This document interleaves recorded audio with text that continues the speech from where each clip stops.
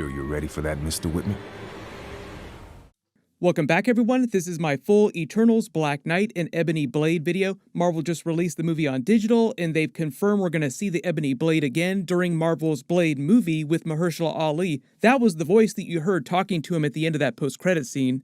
I'll also explain what other plans Marvel has for Kit Harington's Black Knight character, and just the history of the character in general. If you're new to the channel, be sure to subscribe to get all the videos. There will be some connections with Moon Knight later on too, and I will be doing episode videos when that premieres in March this year.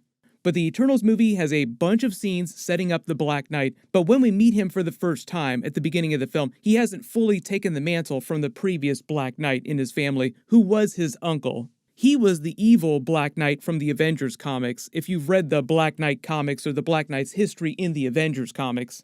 The mantle of the Black Knight gets passed through their family when each new person takes the Ebony Blade, but they have to physically touch it. So in the post-credit scene, when Mahershala Ali's Blade character asked Dane Whitman, "Are you sure you're ready for that?" just as he's about to touch it, it was him literally about to take up the mantle officially. He would have become bound to the blade and gained all of its powers, but all the negative side effects, the curse of the Ebony Blade. That's the main reason why he was so hesitant to touch the blade, and why he was apologizing, saying, I have to try. I'm sorry. I have to try.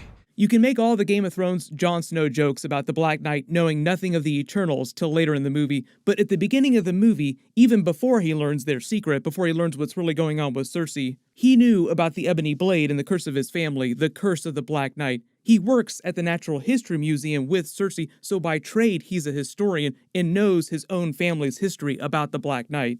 In fact, at the end of the film, he's about to tell Cersei his secret, the secret of his family, during that ending scene before Arishem the Judge shows up and takes her, the other Eternals on Earth, back to the World Forge to judge their memories. Remember when we talked about no more secrets? Turns out my family history is complicated. That's what he meant when he said, my family has a complicated history, kind of like your Eternals family has a complicated history.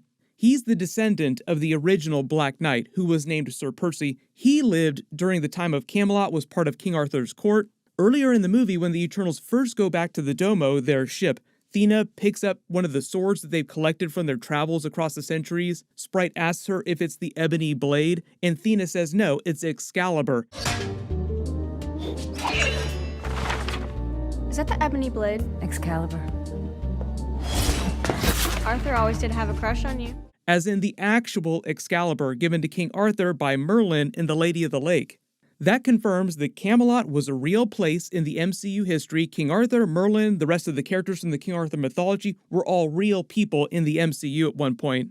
The Eternals said that they lived in Camelot during its rise and fall. At the beginning of the movie, Cersei even gives Dane Whitman his family's ring with the falcon crest on it. That's what that red bird on it is. She lies and says that she found it on eBay, but really she got it from the original Sir Percy Black Knight after he died. And it's implied she just kept it with her this whole time, even though they imply Makari is the Eternal with the sticky fingers who just steals stuff left and right. Most of the stuff in the Domo here, most of their treasure trove that they've collected across history is stuff that Makari has stolen. But this means that the Eternals knew the original Black Knight, Sir Percy, and Cersei knows all of Kit Harington's secrets here with the Ebony Blade. She knows everything the whole time and just doesn't tell him. Since they have that whole non-interference rule thing going on across history, it also sounds like they allowed the fall of Camelot to happen and then just took Excalibur with them after King Arthur died, or Makari stole it after he died. Merlin, during that period, would have probably been the reigning sorcerer supreme on Earth. In the comics, they have a more complicated way of explaining Merlin because he also shows up in present day as a spirit. They say that he's from Avalon, which is also a place from the King Arthur mythology, but in the Marvel Universe, they say that Avalon is a pocket dimension outside the main Marvel 616 universe. But in the MCU, he's just a normal person like Doctor Strange who trained in magic and became Sorcerer Supreme of his day. So the MCU version of Camelot, King Arthur, all this mythology is just a little bit simpler than the comic book version. The original Black Knight, Sir Percy, was a good character. He started out as King Arthur's squire. Merlin chose him to become the Black Knight. Merlin created the Ebony Blade himself out of a meteorite that had fallen to Earth. I know that makes it sound kind of like vibranium, the vibranium meteorite that crashed to Earth, but the Ebony Blade is not vibranium. It's not adamantium either. It's a different alien metal with special properties. So when Merlin gave him the blade, it was actually part of a very Indiana Jones Last Crusade Holy Grail kind of test. Like, choose wisely amongst all these artifacts that I've created. Merlin presents Sir Percy with a bunch of different types of items created from the same alien meteorite ore, and Sir Percy chose the ebony blade. You have chosen wisely. So there are other ebony artifacts, like there's an ebony crown, an ebony shield, an ebony chalice. Maybe they'll introduce those in the future Black Knight projects inside the MCU. Maybe we'll just see the ebony blade and they won't do the other stuff. But it's meant to be a relic type of item, an item that has very powerful magic bound to it, the way they explain that in the Doctor Strange movie with the magical weapons like the Staff of the Living Tribunal. The magic in the weapons or armor is so powerful that it exacts a toll on the user, sometimes in the form of a curse, as with the ebony blade. But it's not a literal curse. If we're talking about the time of Camelot, King Arthur, like a witch or sorceress like Morgana and Merlin did not curse the ebony blade. The reason why they call it a curse, the curse of their family, is because of the way the blade corrupts the user. The more blood the blade spills, the more bloodlust fills the wielder until they lose control and go into a berserker rage, killing everyone. It slowly corrupts them over time, which they actually reference in the movie twice. The first time they reference it is after Cersei learns about the emergence from Arishan the Judge and the Celestials. She calls Dane Whitman and tells him, now would be a good time to make good with your uncle. You always said you wanted to make up with your uncle. Dane, Confucius, call your uncle. What? My uncle? No. You've always wanted to make amends with him, right? Now's the time. Trust me.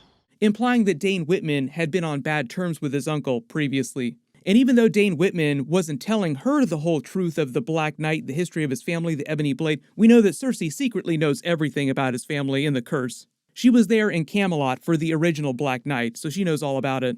But they're implying that Kit Harington's Dane Whitman had a bad relationship with his uncle because his uncle had already succumbed to the curse of the blade. He'd been corrupted by it, turning him evil. And that's them paying off the comics version of the character. In the comics, his uncle was an Avengers villain. He fought Iron Man, Thor, Captain America, all of them. The events of the post-credit scene are also right out of the comics. What happened is that after his uncle died, he bequeaths his castle, all of his possessions to Dane Whitman, and then when he goes to investigate the castle, he finds a secret room that contains the ebony blade and the Black Knight's armor, which is where he learns the secret of his family for the first time.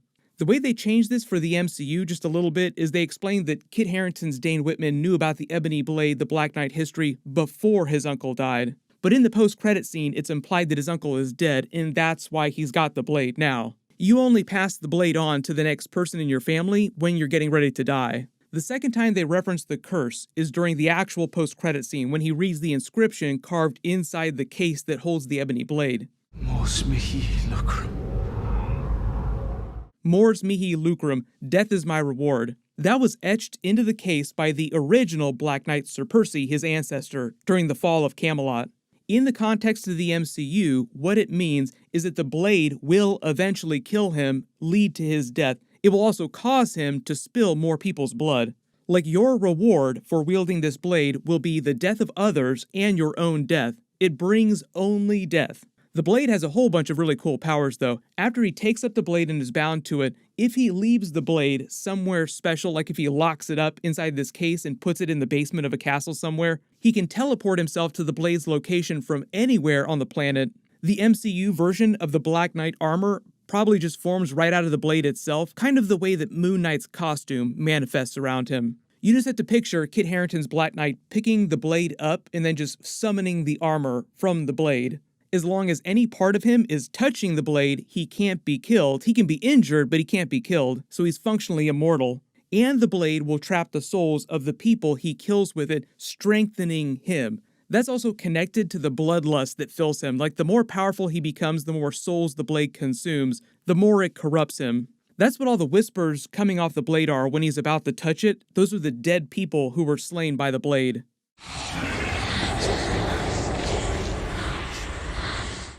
It can block magical attacks like Doctor Strange's magical attacks. It can cut through almost any known substance, although it is harder for him to cut through adamantium and vibranium.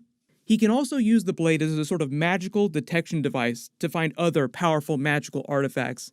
So the big teaser here in the post-credit scene with the MCU blade Mahershala Ali, now confirmed by the Marvel people also, is that the next place we'll see Black Knight and the Ebony Blade is in the Blade movie next year.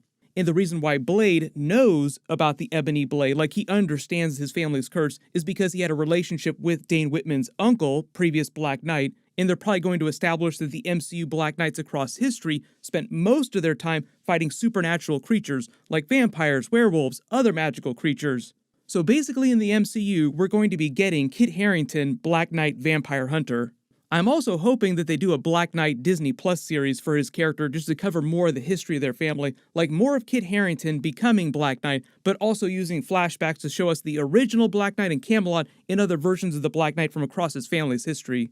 Kevin Feige also implied that he'd cross over into Avengers 5 when they get ready for that movie, along with Cersei, maybe another Eternals character or two, but mostly Cersei and Black Knight, because they were longtime members of the Avengers in the comics. Marvel actually just did a new Black Knight series last year called Curse of the Ebony Blade, so you can tell they're rolling hard on his character in the future of the MCU. Also, don't be surprised if Marvel puts him on another supernatural, darker MCU team-up like Defenders or Midnight Suns, with characters like Blade, Ghost Rider, Oscar Isaac's Moon Knight, just a darker MCU team-up in general. If you do have any other questions about the Black Knight, his history, how they're going to use him in the MCU, just post them in the comments below and I'll try to answer them. I will be doing full episode videos for Moon Knight when it releases in March this year. You can click here for my full Moon Knight trailer video, and click here for that new Eternals Black Knight deleted scene with Kit Harington. Thank you so much for watching, everyone stay safe, and I'll see you guys in the next one.